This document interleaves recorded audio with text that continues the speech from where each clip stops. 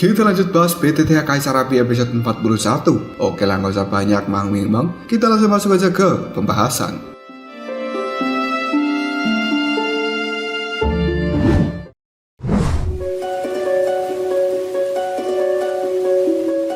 Waktu pun terus berjalan, dan selama perjalanan menuju Suan Santian, Xiaoyan terus menyendiri di dalam kamarnya. Bagaimanapun juga, dia harus memulihkan kekuatan pada puncaknya, karena Xiaoyan tahu setelah sampai di Suan Santian, pasti akan ada persaingan yang cukup ketat. Jadi dirinya tidak boleh bersantai dalam hal ini. Xiaoyan pada akhirnya kembali membuka mata dan dia telah keluar dari kondisi retreat. Hal ini dilakukan sambil mengatakan, akhirnya kekuatanku telah pulih pada puncaknya. Menurut perkiraan dari Xiaoyan, jika dirinya mendapatkan energi yang cukup, maka akan bisa maju ke bintang 4 Dodi. Selanjutnya pandangan mata Xiaoyan melihat pada Raja Naga Emas dan dia pun bertanya, "Guru, sebenarnya api suci jenis apa yang telah kau sebutkan padaku?" Raja Naga Emas hanya tertawa karena dia melihat Xiaoyan benar-benar tidak sabaran untuk bisa mendapatkan api suci tersebut. Raja Naga Emas kemudian berkata, "Dasar kau ini, selama hampir sebulan kau di dalam retreatmu, aku sebenarnya telah mencoba untuk berkomunikasi dengan api suci itu.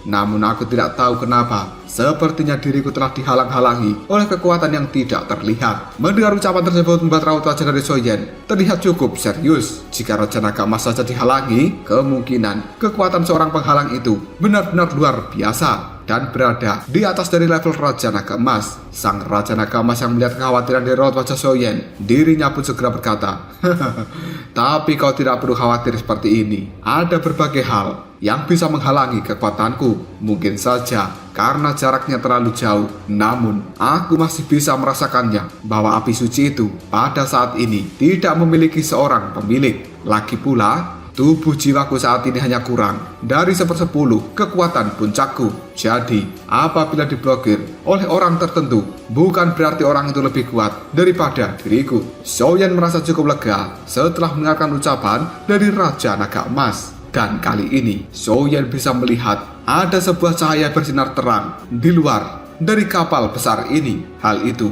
membuat Xiaoyan mengatakan, apakah sebenarnya kita akan segera tiba di Suan Santian. Dan akhirnya, kapal besar ini pun benar-benar telah keluar dari dalam lorong hitam. Xiaoyan membuka jendela dari kamarnya dan dirinya pun segera melihat pemandangan yang ada di luar sana. Kali ini, ada banyak burung-burung berterbangan, raungan-raungan suara dari binatang buas, dan juga hutan yang cukup lebat di bawah sana. Selanjutnya, Xiaoyan bisa merasakan ada sebuah energi yang luar biasa. Hal ini membuat Xiaoyan mengatakan, benar-benar dogi yang luar biasa. Namun kenapa dogi di tempat ini berbeda dengan apa yang telah aku serap di tempat lain sebelumnya? Raja Naga Emas hanya berkata pada Xiaoyan, sebenarnya itu bukan dogi biasa. Lebih tepatnya, ini merupakan energi Di. Karena energi Di ini memang dirancang khusus untuk diserap bagi mereka-mereka yang berada di tahap Dodi. Asal kau tahu, seseorang yang berada di tahap Dodi cukup sulit untuk meningkatkan kekuatannya jika hanya menyerap energi dogi. Maka dari itu diperlukan energi D ini yang memiliki kualitas lebih baik jika dibandingkan dengan dogi. Energi D ini merupakan harta yang cukup penting bagi seorang Dodi. Mendengar ucapan dari Raja Naga Emas membuat Xiaoyan hanya bisa menganggukkan kepalanya. Dan di benua dogi, energi D ini disebut sebagai energi origin. Tiba-tiba saja ada suara yang bergema di dalam kapal ini. Kalian semuanya bersiaplah, karena kita akan segera memasuki wilayah dari Suan Santian. Dan itu merupakan suara dari senior Hudu. Mendengar hal seperti ini, Xiaoyan dan juga yang lainnya pun berjalan keluar satu demi satu dari dalam kamar mereka, yang kemudian sekarang telah berkumpul dengan senior Hudu. Melihat kemunculan bocah-bocah ini, senior Hudu hanya bisa tersenyum, yang kemudian dirinya pun berkata, dalam setengah hari kita akan segera masuki Suan Santian, dan ketika saatnya tiba, kalian semuanya akan mengikuti diriku menuju tempat tujuan yang telah disiapkan. Setelah mengatakan hal seperti ini, senior Hudu pun kembali terdiam dan dia menutup matanya. Sementara Wang Zhong sekarang telah berkata pada semuanya, "Aku dengar ketika kita memasuki wilayah dari Xuan Santian, sebelum bergabung dengan Sekte Super, kita harus melakukan sebuah tes dan juga seleksi. Dan lokasi dari tes serta seleksi ini merupakan akhir dari perjalanan kali ini, di mana kita akan bertemu dengan banyak orang-orang jenius yang berasal dari benua Xuanling."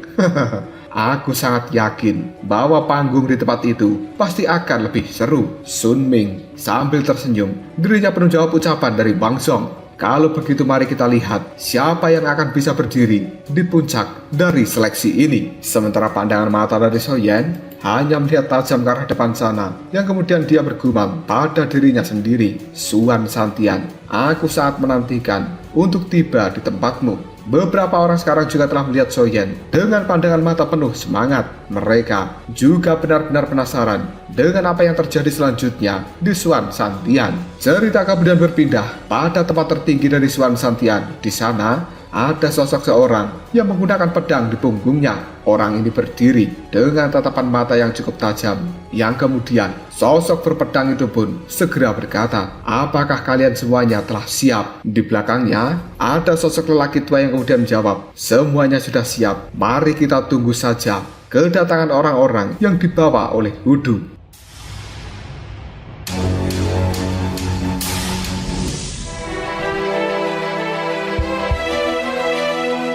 Sosok berpedang menganggukkan kepala sambil mengatakan, "Bagus, jika begitu, mari kita melakukan pergerakan." Orang-orang yang berada di belakangnya pun sekarang telah langsung menghilang, sementara orang berpedang hanya melihat pada ruang yang ada di hadapannya. Kemudian dia mengatakan, "Dunia hantu. Di dekat sana ada lorong yang telah menghubungkan dengan Xuan Santian milikku. Tampaknya aku bisa merasakan beberapa gerakan yang cukup berbeda baru-baru ini. Aku berharap bahwa diriku akan bisa menemukan bibit-bibit berbakat di dalam seleksi ini. Jika tidak, maka Wan Jianmen milikku kemungkinan akan." Orang berpedang itu pun tidak melanjutkan kata-katanya dan dirinya juga langsung menghilang. Kita dibawa masuk pada penjelasan tentang Xuan Santian. Tempat itu merupakan tempat dengan populasi terbesar dan juga orang-orang yang paling berkuasa di benua Xuanling ini. Karena Xuan Santian merupakan tanah dengan sumber daya yang paling menakjubkan. Dan setiap tahunnya, Xuan Santian ini akan menghasilkan generasi-generasi luar biasa yang tidak terhitung jumlahnya. Beberapa dari mereka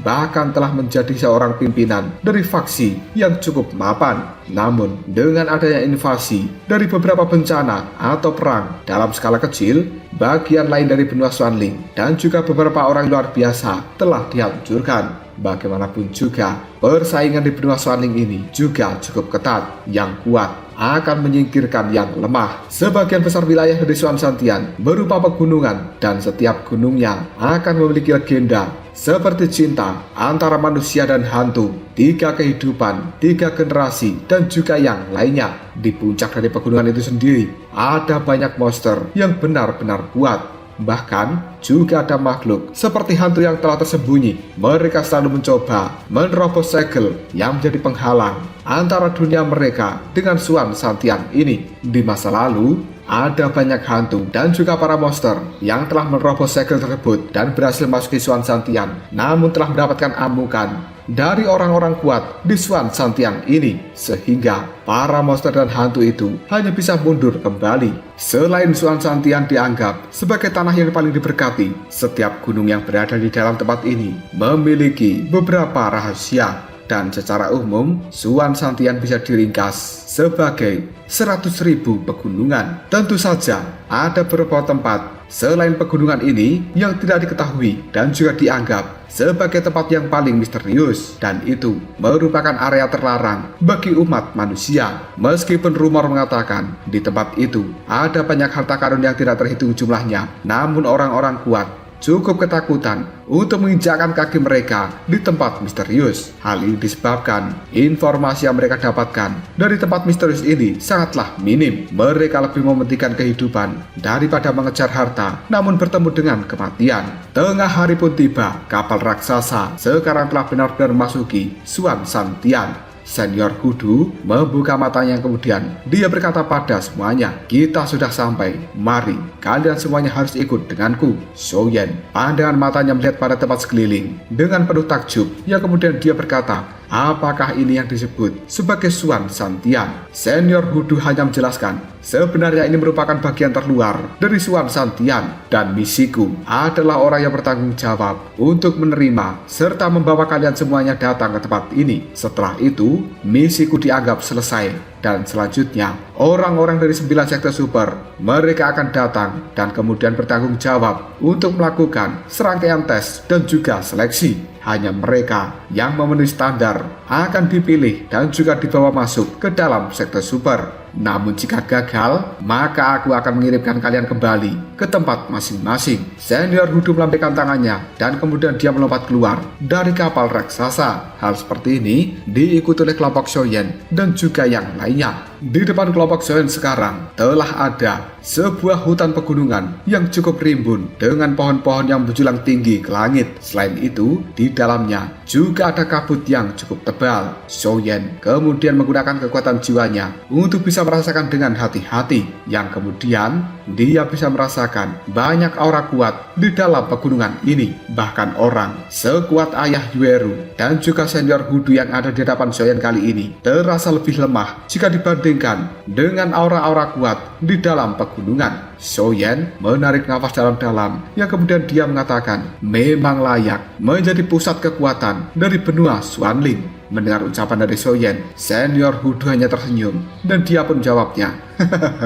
"Apakah kau terkejut? Hal ini sebenarnya sudah sangat wajar." Sementara Liu Yin juga penasaran. Dirinya kemudian berkata, "Senior, sebenarnya kabut putih apa ini? Kekuatan jiwaku sepertinya tidak bisa merasakan apa yang berada di dalamnya." Senior Hudu hanya menjelaskan, kabut putih ini sebenarnya merupakan batasan dari berbagai puncak gunung. Tidak peduli seberapa kuat dirimu, sebenarnya kau juga dilarang untuk terbang melewati kabut ini. Jadi, semua area yang berada di Suan Santian ini memiliki batasan-batasan yang sangat kuat. Pertama, gunung-gunung ini merupakan lokasi dari beberapa sekte. Mereka harus melindungi beberapa rahasia yang ada di dalamnya.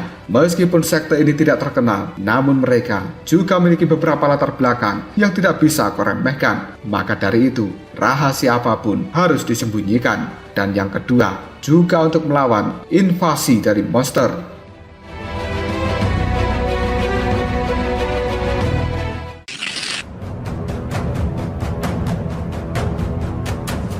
Bagaimanapun juga Suan Santian ini merupakan tanah yang sangat subur. Hal ini membuat ras monster menjadi cukup cemburu untuk bisa menguasai tempat ini. Dan setiap tahunnya ada beberapa monster yang sangat berbahaya akan muncul di Suan Santian. Monster-monster yang ada di dalam tempat ini tidak bisa kalian bandingkan dengan monster yang ada di luar sana. Baiklah, mari ikutlah denganku, karena kita akan melakukan beberapa tes. Dan setelah tes ini, kalian bisa beristirahat selama beberapa hari. Setelah itu, kalian akan menjalani prosesi dari seleksi. Aku tidak tahu berapa banyak orang di dalam kelompok kalian saat ini yang akan berhasil ataupun gagal. Semua hanya bisa menganggukkan kepalanya dan kemudian mengikuti senior Hudu untuk menuju lokasi dari tes. Setibanya di tempat itu, tatapan mata dari Xiaoyan telah berubah menjadi sangat tajam karena dia bisa melihat bahwa di depan sana sudah ada seseorang yang menggunakan jubah bertuliskan kata-kata boneka. Xiaoyan merasa orang ini benar-benar kuat dan seolah-olah orang tersebut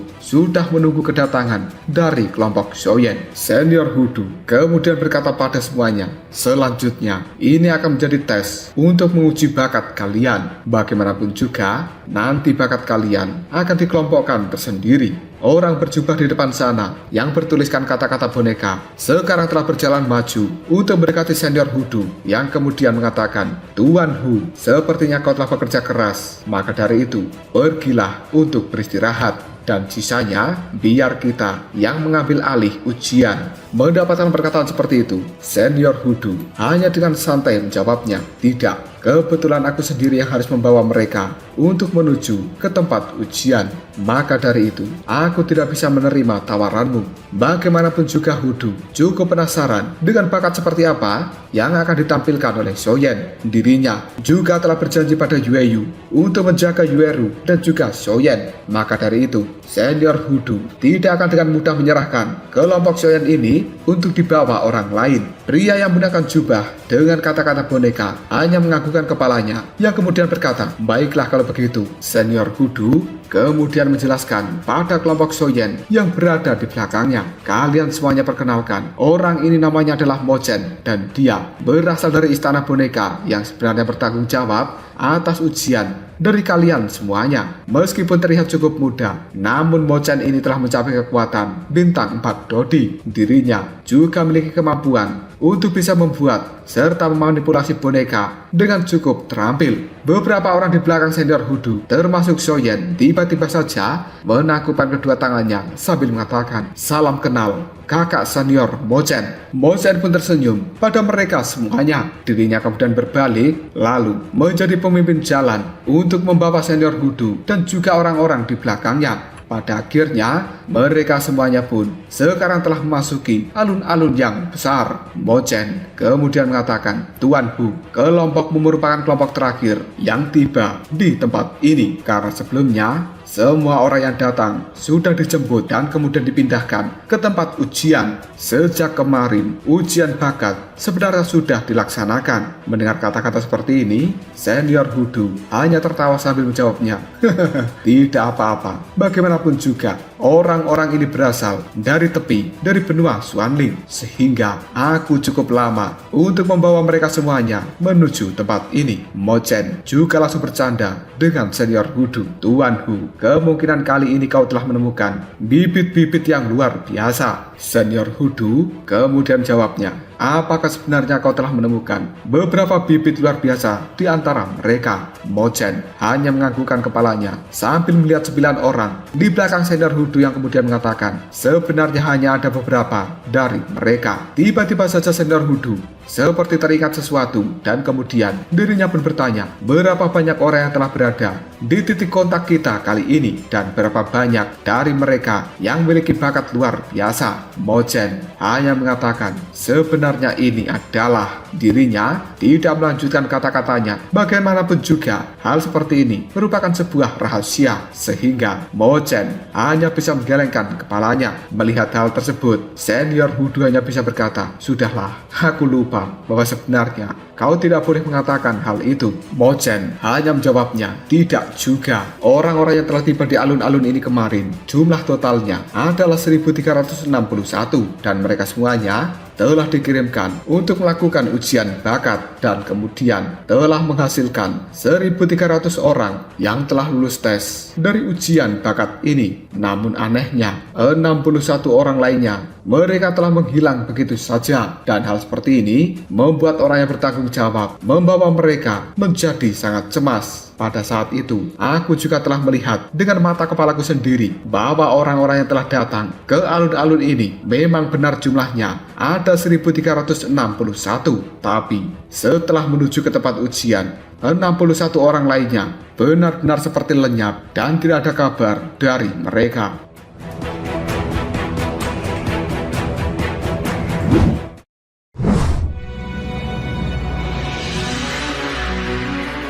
Senior Hudu dengan raut wajah keterkejutan, dia pun mengatakan, "Hah? Bagaimana bisa hal itu terjadi? Aku ingat sesuatu seperti ini tidak pernah terjadi sebelumnya. 61 orang yang telah menghilang. Ini bisa dianggap sebagai masalah yang sangat serius." Raja Nagamas yang berada di dalam cincin Shoyen sekarang telah berkata, "Shoyen, sebenarnya aku bisa merasakan ada aura sisa yang cukup mirip dengan orang-orang dari dunia hantu atau dunia roh. Meskipun sangat lemah, sepertinya mereka telah berbaur dengan orang-orang ini, dan kurasa 61 orang yang telah menghilang pasti ada hubungannya dengan anggota dari dunia roh itu."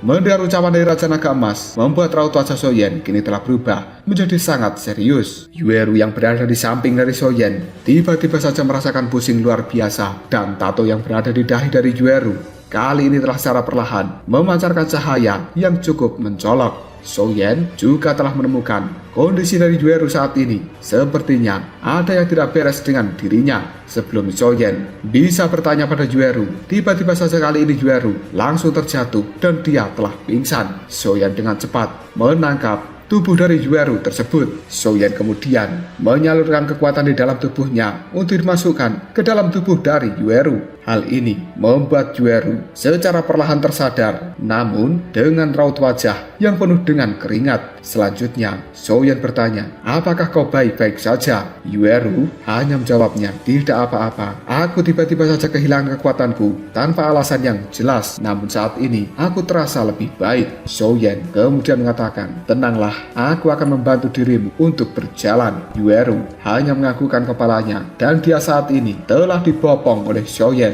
Raja Naga Emas yang berada di dalam cincin. Kemudian dia berkata pada Soyen, sebenarnya itu merupakan pelindung otomatis. Sepertinya kekuatan warisan dari Yueru ini benar-benar luar biasa. Tapi melihat dari kekuatan warisannya, seperti yang sudah kuduga, seharusnya kekuatan dari Yueru ini merupakan musuh alami dengan mereka yang berasal dari dunia hantu. Mendengar ucapan dari Raja Naga Emas, Soyen hanya bisa mengernyitkan dahinya. Sementara senior Hudu yang berada di depan sana tiba-tiba saja berkata pada Mochen, "Apakah kau sudah melaporkan masalah yang penting ini pada orang-orang jajaran atas dari Suan Santian?" Mochen hanya bisa menjawabnya, "Hal seperti ini sudah diurus oleh penanggung jawab kita." Senior Hudu sekali lagi bertanya, "Siapa sebenarnya orang yang telah bertanggung jawab di dalam tempat ini? Segera bawa aku untuk menemui dirinya." Mochen menganggukkan kepalanya sambil mengatakan, "Orang itu adalah Senior Wu Jiang." Sambil mengangkat alisnya, Senior Hudu berkata, "Wu Jiang,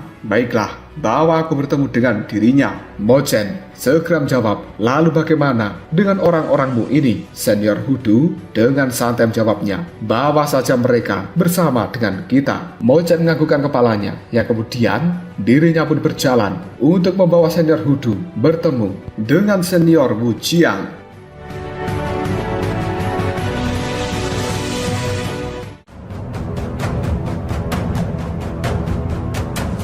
Lalu apakah yang akan terjadi selanjutnya? Sebenarnya, kemana perginya 61 orang yang telah disebutkan oleh Mochen sebelumnya? Apakah mereka benar-benar lenyap begitu saja? Mungkinkah hal ini memang ada hubungannya dengan anggota dari dunia roh? Jika kalian penasaran, tunggu aja jawabannya di next video Ngobrol Shop.